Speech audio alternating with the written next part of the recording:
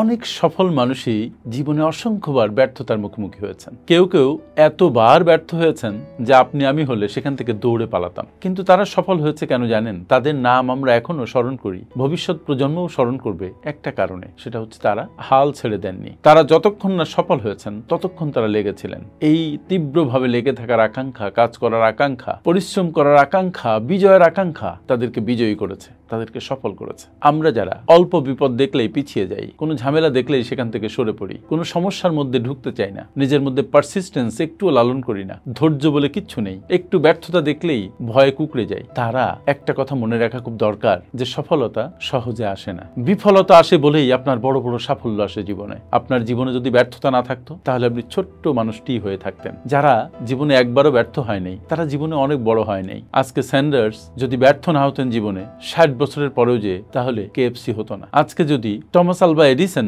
1000 বার ব্যর্থ না হতেন তাহলে আমরা ইলেকট্রিক বাল্ব পেতাম না। জেকে রাউলিং হ্যারি পটার সিরিজের যিনি লেখক, তিনি 12 বার প্রত্যাখ্যাত হয়েছিলেন প্রকাশকদের কাছ থেকে। তিনি বিমর্ষ হয়েছেন, কষ্ট পেয়েছেন, অনেকবার মনে করেছেন হয়তোবা যা আর লিখবেন না, কিন্তু পরক্ষণেই আবার ফিরে এসেছেন নিজের ডেরায়, নিজের চিন্তায়, এবং একসময় তিনি বিখ্যাত হয়েছেন বললে ভুল হবে, বিশ্ববিখ্যাত হয়েছেন। সারা বিশ্ব আজ তার নাম জানে। যদি জেকে রাউলিং 11 বার প্রত্যাখ্যাত হওয়ার পরে আরেকজনকে অ্যাপ্রোচ না করতেন তাহলে তার নাম কেউই জানতো না, সে অন্ধকারে তলিয়ে যেত। বিশ্বখ্যাত বাস্কেটবল প্লেয়ার মাইকেল জর্ডান হাজার হাজার শট মিস করেছেন, কিন্তু প্রতিটা মিস থেকে তিনি শিক্ষা নিয়েছেন, নতুন উদ্যমে ঘুরে দাঁড়িয়েছেন। কই খেলা ছেড়ে পালিয়ে যাননি, তার ব্যর্থতা তাকে থামাতে পারেনি, বরং নতুন উদ্দীপনায় কাজ করার শক্তি জুগিয়েছে। আপনি যদি মনে হেরে যান তাহলেই আপনি হেরে গেলেন। আর সেজন্যই বলা হয় যে ব্যর্থতাকে নিজের পরাজয় মনে না করে শেখার হাতিয়ার হিসেবে গ্রহণ করুন। ব্যর্থতা একটা মাইন্ডসেটের নাম, ব্যর্থ মাইন্ডসেট, বিজয়ী মাইন্ডসেট। আপনার মন যদি বিজয়ের দিকে ধাবিত হয় তাহলে ব্যর্থতা আপনাকে টেনে ধরতে পারবে না। আর আপনার মন যদি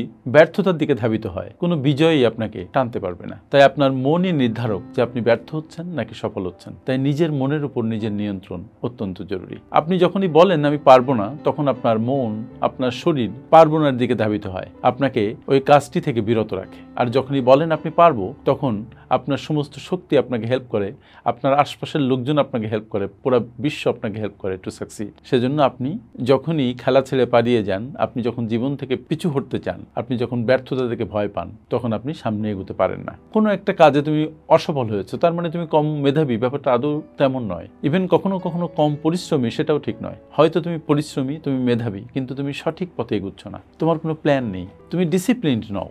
ছোট ছোট ডিসিপ্লিনড অ্যাকশন তোমার বড় বড় সাফল্যের দিকে নিয়ে যায়। আর সেজন্য ব্যর্থতাকে ভয় না পেয়ে সাফল্যের আশায় সামনে ছুটতে থাকো, with your full dedication, full heart, with planning, with accuracy, with clarity.